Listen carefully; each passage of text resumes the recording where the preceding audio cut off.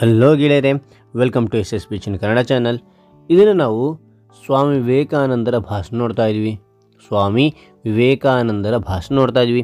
ಈ ಒಂದು ಭಾಷಣ ಇಷ್ಟವಾದರೆ ಲೈಕ್ ಮಾಡಿ, ಶೇರ್ ಮಾಡಿ, ಸಬ್ಸ್ಕ್ರೈಬ್ ಆಗೋದು ಮರಿಬೇಡಿ ಅಂತ ಹೇಳ್ತಾ ಈ ವಿಡಿಯೋ ಬಗ್ಗೆ ನೋಡ್ತಾ ಹೋಗೋಣ ಬನ್ನಿ. ಎಲ್ಲರಿಗೂ ಶುಭೋದಯ. ಎಲ್ಲರಿಗೂ ಶುಭೋದಯ. ಶುಭೋದಯ.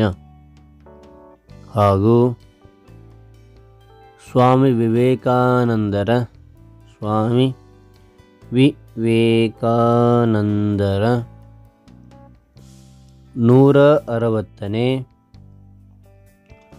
ಜನ್ಮದಿನದ ಶುಭಾಶಯಗಳು. ಮತ್ತೊಮ್ಮೆ ನೋಡಿ, ಎಲ್ಲರಿಗೂ ಶುಭೋದಯ. ಹಾಗೂ ಸ್ವಾಮಿ ವಿವೇಕಾನಂದರ 160ನೇ ಜನ್ಮದಿನದ ಶುಭಾಶಯಗಳು. 1984ರಲ್ಲಿ ಭಾರತ ಸರ್ಕಾರವು ಸ್ವಾಮಿ ವಿವೇಕಾನಂದರ ಜನ್ಮದಿನವನ್ನು ರಾಷ್ಟ್ರೀಯ ಯುವ ದಿನ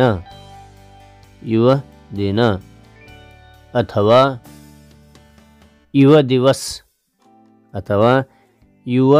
ದಿವಸ್ ದಿನವನ್ನಾಗಿ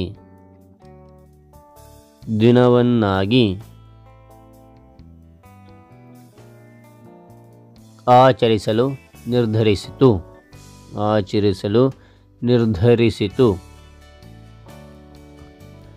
ಅಂತೆಯೇ 1985ರಲ್ಲಿ ಮೊದಲ ಬಾರಿಗೆ ರಾಷ್ಟ್ರೀಯ ಯುವ ದಿನವನ್ನು ಆಚರಿಸಲಾಯಿತು.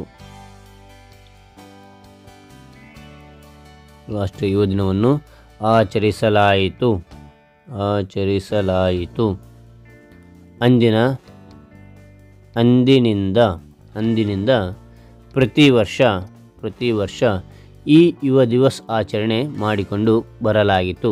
ಮತ್ತೊಮ್ಮೆ ನೋಡಿ, 1984ರಲ್ಲಿ ಭಾರತ ಸರ್ಕಾರವು ಸ್ವಾಮಿ ವಿವೇಕಾನಂದರ ಜನ್ಮದಿನವನ್ನು ರಾಷ್ಟ್ರೀಯ ಯುವ ದಿನ ಅಥವಾ ಯುವ ದಿವಸ್ ದಿನವನ್ನಾಗಿ ಆಚರಿಸಲು ನಿರ್ಧರಿಸಿತು.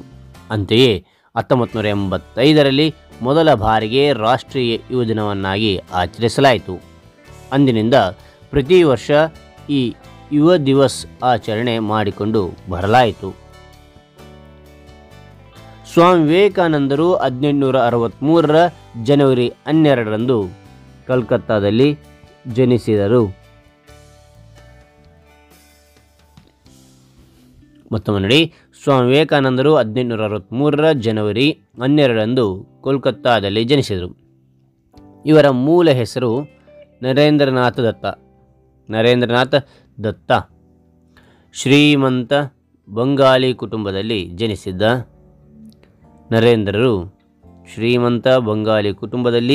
ಜನಿಸಿದ ನರೇಂದ್ರರು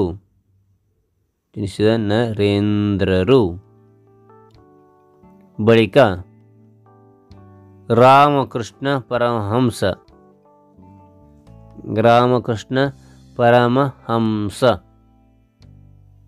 ಪರಮಹಂಸರ ಶಿಷ್ಯರಾದರು. ಸದಾ ಯುವಜನತೆಯನ್ನು ಹುರಿದುಂಬಿಸುತ್ತಿದ್ದ ಸ್ವಾಮಿ ವಿವೇಕಾನಂದರು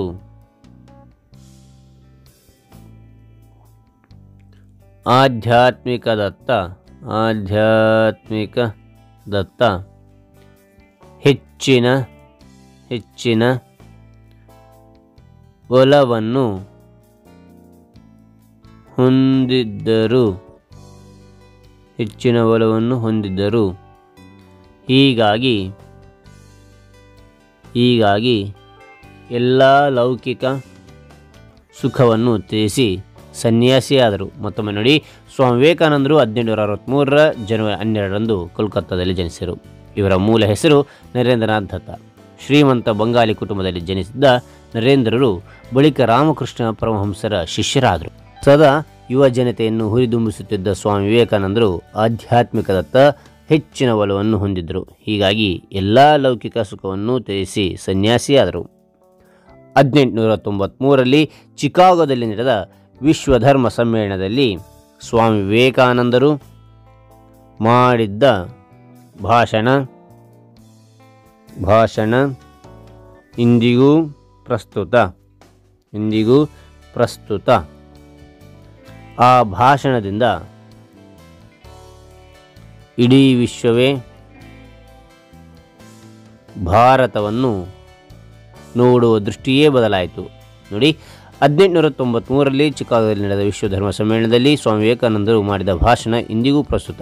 ಆ ಭಾಷಣದಿಂದ ಇಡೀ ವಿಶ್ವವೇ ಭಾರತವನ್ನು ನೋಡುವ ದೃಷ್ಟಿಯೇ ಬದಲಾಯಿತು. ಸ್ವಾಮಿ ವಿವೇಕಾನಂದರು ಯುವಕರಿಗೆ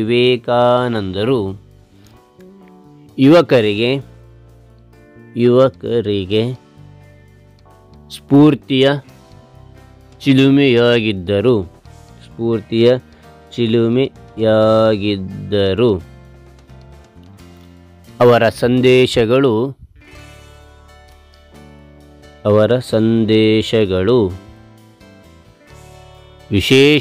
ಅವರ ಸಂದೇಶಗಳು ವಿಶೇಷವಾಗಿ ಯುವಜನರ ಮೇಲೆ ಹೆಚ್ಚು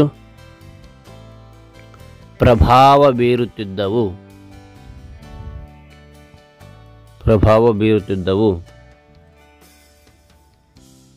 ಬೀರುತ್ತಿದ್ದವು. ಇದೇ ಕಾರಣಕ್ಕೆ ಸ್ವಾಮಿ ವಿವೇಕಾನಂದರು ಅವರ ಜನ್ಮದಿನವನ್ನು ರಾಷ್ಟ್ರೀಯ ಯುವ ದಿನವನ್ನಾಗಿ ಆಚರಿಸಲಾಗುತ್ತದೆ. ಮತ್ತೊಮ್ಮೆ ನೋಡಿ, ಸ್ವಾಮಿ ವಿವೇಕಾನಂದರು ಯುವಕರಿಗೆ ಸ್ಫೂರ್ತಿಯ ಚಿಲುಮೆಯಾಗಿದ್ದರು. ಅವರ ಸಂದೇಶಗಳು ವಿಶೇಷವಾಗಿ ಯುವ ಜನರ ಮೇಲೆ ಹೆಚ್ಚು ಪ್ರಭಾವ ಬೀರುತ್ತಿದ್ದವು. ಇದೇ ಕಾರಣಕ್ಕೆ ಸ್ವಾಮಿ ವಿವೇಕಾನಂದರು ಅವರ ಜನ್ಮದಿನವನ್ನು ರಾಷ್ಟ್ರೀಯ ಯುವ ದಿನವನ್ನಾಗಿ ಆಚರಿಸಲಾಗುತ್ತದೆ. Okay, right. ಅಂತ ಮುಂದೆ ನೋಡಿ, ಯುವಕರನ್ನು ಉದ್ದೇಶಿಸಿ ಅವರು ಹೇಳಿದ ಏಳಿರಿ, ಎಚ್ಚರಗೊಳ್ಳಿರಿ, ಗುರಿ ಮುಟ್ಟುವ ತನಕ ನಿಲ್ಲದಿರಿ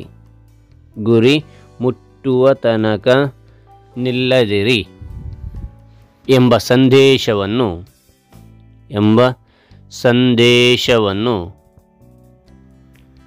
ಕೇಳದ ಭಾರತೀಯರೇ ಇಲ್ಲ. ನಾವೆಲ್ಲ ಈ ಘೋಷವಾಕ್ಯವನ್ನು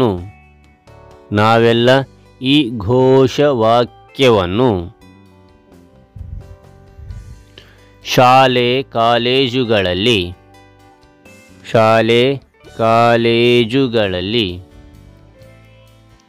ಓದಿ ಕಲಿತಿದ್ದೆವು. ಇಂದಿಗೂ ಈ ವಾಕ್ಯ ನಮ್ಮ ಕಿವಿ ಮೇಲೆ ಬಿದ್ದರೆ ತಟ್ಟನೆ ನೆನಪಾಗುವುದು ಸ್ವಾಮಿ ವಿವೇಕಾನಂದರು. ಮತ್ತೊಮ್ಮೆ ನೋಡಿ, ಯುವಕರನ್ನು ಉದ್ದೇಶಿಸಿ ಅವರು ಹೇಳಿದ ಏಳಿರಿ, ಎಚ್ಚರಗೊಳ್ಳಿರಿ, ಗುರಿ ಮುಟ್ಟುವ ತನಕ ನಿಲ್ಲದಿರಿ ಎಂಬ ಸಂದೇಶವನ್ನು ಕೇಳದ ಭಾರತೀಯರೇ ಇಲ್ಲ. ನಾವೆಲ್ಲ ಈ ಘೋಷವಾಕ್ಯವನ್ನು ಶಾಲೆ ಕಾಲೇಜುಗಳಲ್ಲಿ ಓದಿ ಕಲಿತಿದ್ದೆವು. ಇಂದಿಗೂ ಈ ವಾಕ್ಯ ನಮ್ಮ ಕಿವಿ ಮೇಲೆ ಬಿದ್ದರೆ ತಟ್ಟನೆ ನೆನಪಾಗುವುದು ಸ್ವಾಮಿ ವಿವೇಕಾನಂದರು. ಅವರ ನೆನಪು ಇಂದಿಗೂ ಮುಂದಿಗೂ ಹೆಸರು ಅಜರಾಮರ.